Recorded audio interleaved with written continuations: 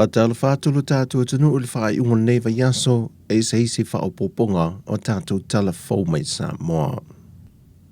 E amana ia tele malo au whātasi wa malo te tele o laulangi le tāua tele o le sao tina matamaita i Sāmoa.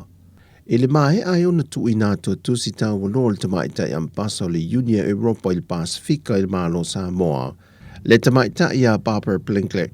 Na io o nei lo na fia siasi le makete tinano futane o lo ile official to manga moe popuanga tia. E se pepo fa amtalanga mel fa la popitonga le to manga. Na fa ilo ai le so swande le foi tina ampasa e le fa la popitonga tinano futane a Sāmoa. E lo na fa ta wina le o nisi o la to o lo ile makete. Pe on silfia o nisi of so swande tau se le ni mele Unia Europa mo Sāmoa. O le telo ia vai ngā tupe, o loa ngā ia tue ati na e nai pisinisi na iti mo ti nāmata mai tai o fio anga. O le tausanga e lua awhelua se fulmaltasi, na amata mai eile mā ketili nei ati nāno futane, ma o le tausanga umawai na te tāla loa i aile mā ketili lungo pengta whai langi, ma o mawhai ei o na whaatau mai ei tangata mai atuna o i whafo, e le whaama ite le whaala popitonga le tō manga, a o fisoswan tau tupe o lo fisoswan i mālosi mai ai le Uni a Europa. E le 5 o fautuanga na tu inato le komisi sue e le komiti whaapale mene ro latu to ilo ina i a fautuanga, e niso mata opo po tula fono, e au fie maniso tula fono pe o whainga pālota, e na o le se fulma le lua fautuanga na talia e le komiti whaapale mene. O le se fulma le lua, e au fie ma le ave esea le o le se fulma sede,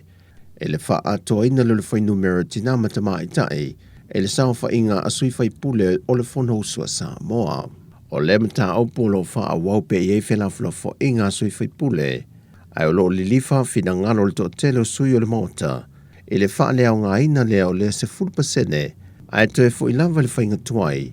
e te tala lava le avano mo i lato i le teimi o whainga pālota le atunu, e sa ili mai e nio lato na fua i le pāle mene. E ui sa whaalau i loa le fionga le tiktai o le atunu, le fionga le tamaitai pāle mia fia mena o mi mata awha,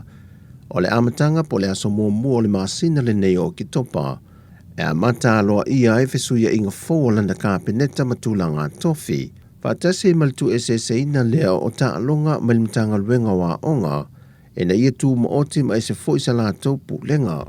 Peita e u wha maoni e mai al wha urulunga o limtanga luenga wa onga ta alonga maanga nuu, le tofa e au Chris Hazelman. Mo le temi nei, ma te leo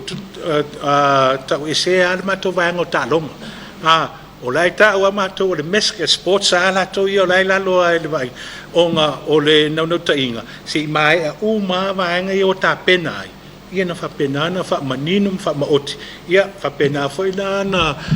sa ilia se vanga ita ia nei foi mtanga luenga fo Peita i o le temi nei o lo onga lulue le ofisa le loia sili ma le ofisa wa onga le ta pena ina leo ta ia la o lea foi swinga fo ai wa mai ato fia le fionga le minister le foi mtanga luenga le fionga lau matia manu rinko Brazil. O le sa ili au wala lava i fofo e wha tia ai le to tele o tangata Sāmoa e maali liu i wha ma i le pipisi. Wa wha tau teie se porkala me morsai fo malolo i ne amateina i le so, wa wha ingo i no le lave ina leon tamta mai vai se ful wafe. O le porkala me o seminai o le a amata mo le tolu waso, wa o mai e fo mai le ka le sia se fitul to e fio mai Pasifika, e fi soasoani mai i le tele o tātou maupol kalamea Sāmoa, e whaalau i loa i nai pia lava le tūlanga o le soifua maloloina, tau mawha pāleni, ma le tausia le le o le soifua maloloina o soifua le tangata. E whaamau maunga lava i au māua mai i le soifua maloloina, e 20% o tangata mali liu o Sāmoa, e afua mai i whaamai le pipisi. Ai isu enga fo i al whaalapo pitonga o le soifua maloloina lalongi po le WHO, o lo mawalunga le whai numero tangata Pasifika e mali liu i whaama i le pipisi. O le por kalame o le lave ina leo se furuafe tamtama i vai, na whaai loa le whaatonu o soifua maloloina le ka le sia, le sunga to ina i antole a 4 pento filau. E te tala le ava noe so se tase fi awai elena o tangata o le ka le sia, Au tōs tangata restala, o le atofu maltamai ato e tu inatu uma iai mea fua toto ma le fua suka, a mae a se minata itasi, o na whaia leo au onga mole whaonga ina o ia mea whainga ruenga, e anga i maltangata i lona ai ngai whaonga ina, e mata i tu ina ile soifua malolo ina o si o la tōla wa ainga. O lo te tala fo i le hawa noa i so o se tangata o le atunu ua e mai se fo i tangata whainga ruenga in tanga ruenga ese ala malo i so o se teimi o le aso, e anga i ane e whaia sia ki e whaia fua e le ise tutongi, ma tau mafa se tau mafa soifua malolo ina, mo ia so e tonu. O lo te tala fo i le hawa noa i le aso whai o le Port Kalame, e whai uma iele maan mano le kale sia sa fitu i laluwaya i pia, mai te tala fo i le hawa noa i so o se tasi e fia wai. O tātou tala fōwia mai Sāmoa mo le whai unga neiva yaso, whamanria le tole au whaafonga, whasoi foia.